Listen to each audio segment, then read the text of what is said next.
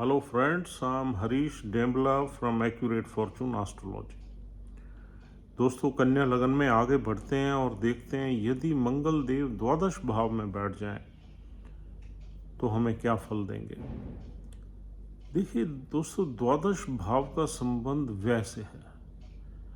ये सिर्फ पैसे के व्यय की बात नहीं करता, किसी भी चीज़ का व्यय हो जाना ये द्वादश भाव से हम देखते हैं। हमारी मेहनत का, हमारी शादी का, हमारे रिश्तों का, पैसे का, हमारे प्यार का, या हमारी शक्ति का, इच्छा शक्ति का, या हमारी मेंटल पावर का अगर नुकसान होता है तो ये द्वादश भाव से हम देखते हैं। द्वादश भाव में जिस भाव का भी प्लैनेट बैठ जाता है तो उसका कहीं ना कहीं नुकसान हम देखते ही हैं। और कन्या लगन में जो मंगल है वो पराक्रम के भाव का स्वामी, मेहनत के भाव का स्वामी है, तीसरे भाव का स्वामी है और अष्टम भाव का स्वामी है।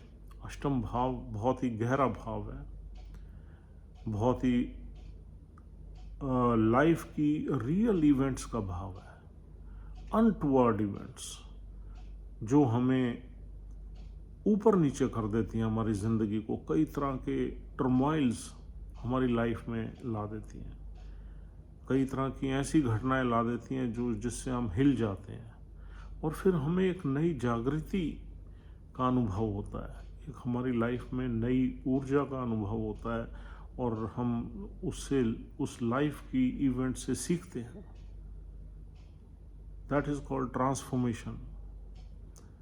तो ये आठवां भाव बीमारियों का है और लाइफ एंड डेथ इवेंट्स का है, डेथ लाइक सर्कमस्टांसेस का है, ट्रांसफॉर्मेशन का है, ऑकल्ट का है और हमारी मैरिटल हैप्पीनेस का है और हमारे ससुराल का है, जॉइंट एसेट्स का है, इनहेरिटेंस का है।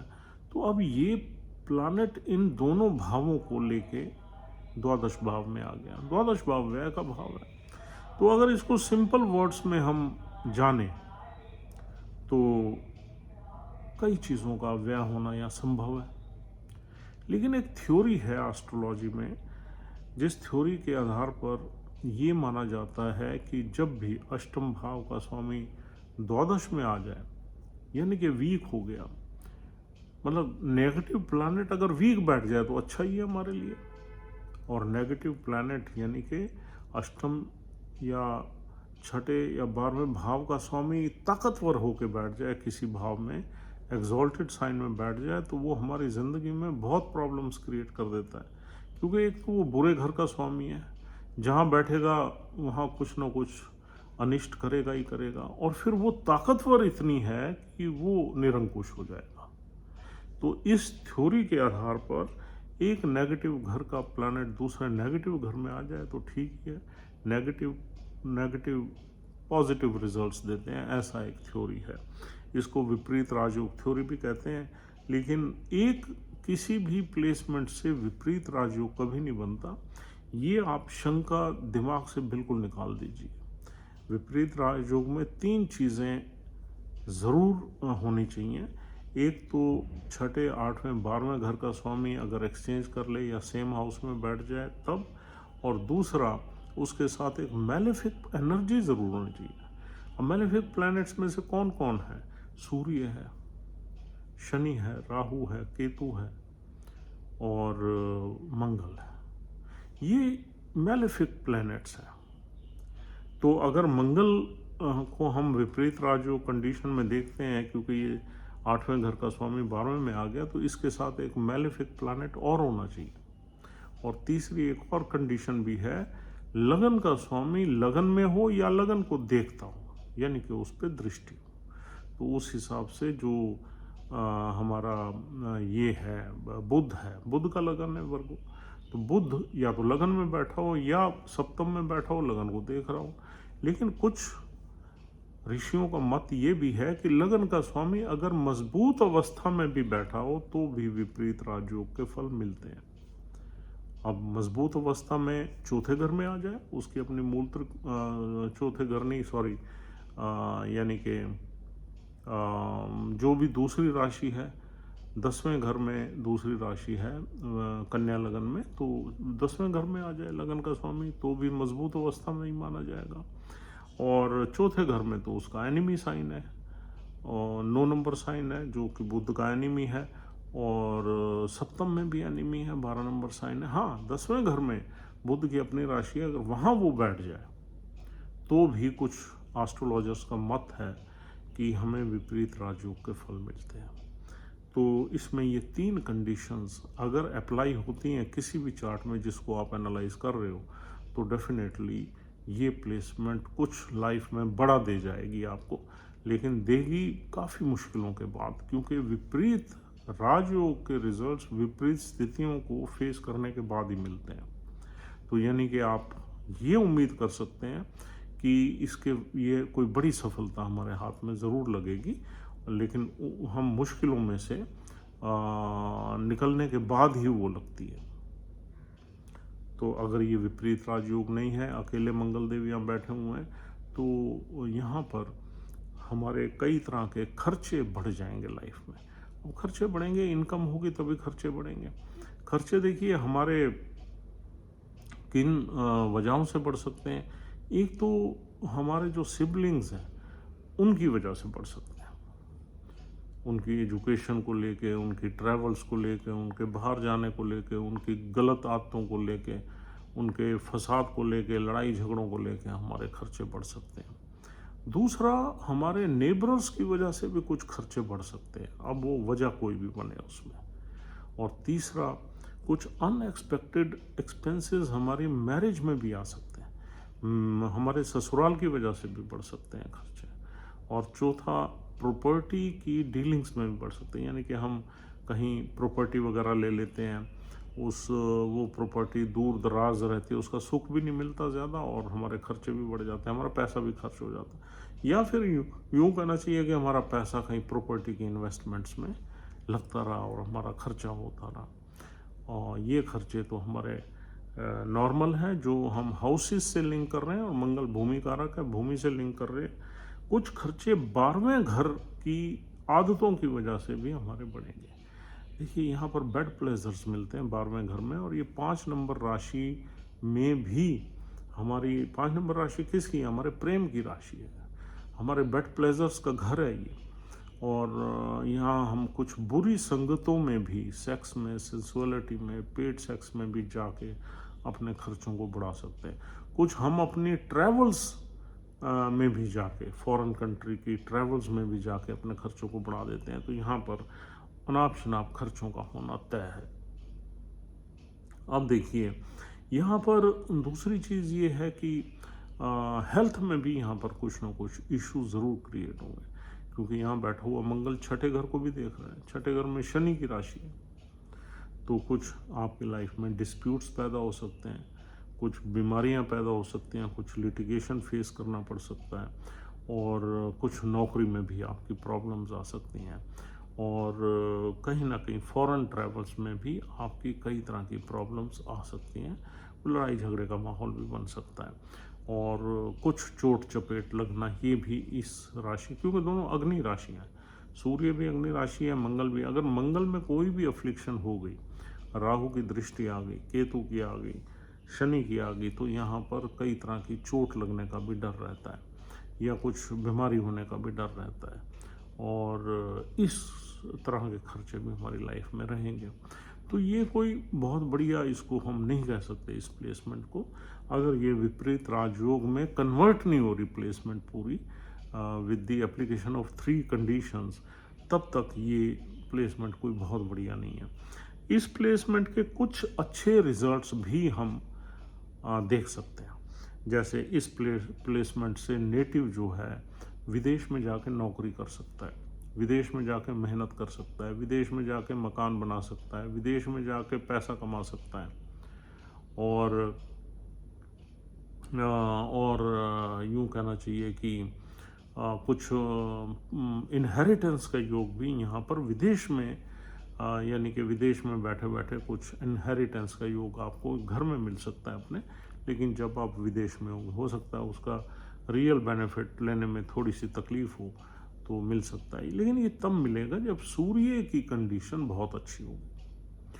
सूर्य आपका केंद्र में आ जाए, मतलब चौथे घर में आ जाए, या सूर्य आपका 12वें 7वें घर में आ जाए, या 10वें घर में आ जाए, या किसी गेंस के घर में आ जाए, तो यहाँ पर डेफिनेटली आपको कुछ ना कुछ अच्छे रिजल्ट्स जरूर मिलेंगे। अगर सूर्य 12वें में ही बैठ जाए अपनी राशि में भी, तो भी आपका जो कैरियर है, जो नेम है, फेम है, रिकग्निशन है, वो आपको 12वें घर में मिलेगी। 12वां घर है ओवरसीज़ का, यानी कि विदेश का, दूर दराज किसी कंट्री का है।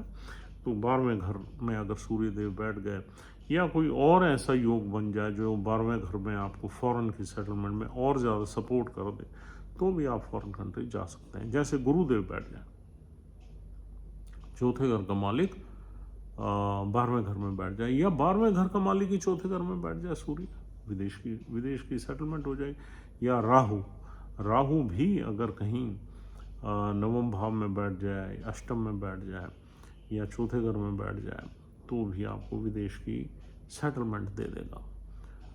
तो दोस्तों इस तरीके से यहाँ पर कुछ रिजल्ट्स मिलेंगे।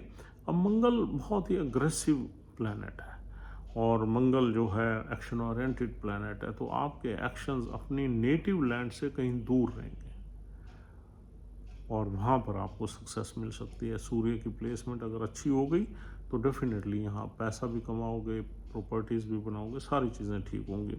और अब देख लेते हैं यहाँ पर सूर्य मंगल देव की दूसरी दृष्टियाँ। देखिए, चौथी दृष्टि उसकी पड़ेगी तीसरे घर पे, तीसरा घर उसका अपना ही है। तो इसका मतलब ये है कि जो यहाँ पर पराक्रम होगा उसके रिजल्ट्स जरूर मिलेंगे, because Mars will try its level best to get the results from others. Learning से, कम्युनिकेशन के फील्ड से, ट्रैवल से, शॉर्ट ट्रैवल से, लॉन्ग ट्रैवल से, और मार्केटिंग से, एडवर्टाइजमेंट से आपको ज़रूर कुछ ना कुछ फ़ायदे होंगे। और भाग दौड़ भी लाइफ में अच्छी रहेंगी। छोटे भाई बहनों से आपके संबंध ठीक होंगे, लेकिन डिस्टेंट हो सकते हैं। आप कहीं और छोटे सिबलिंग्स कहीं और हो सकते हैं, आपके सिबलिंग भी कहीं बाहर सेटल हो सकते हैं।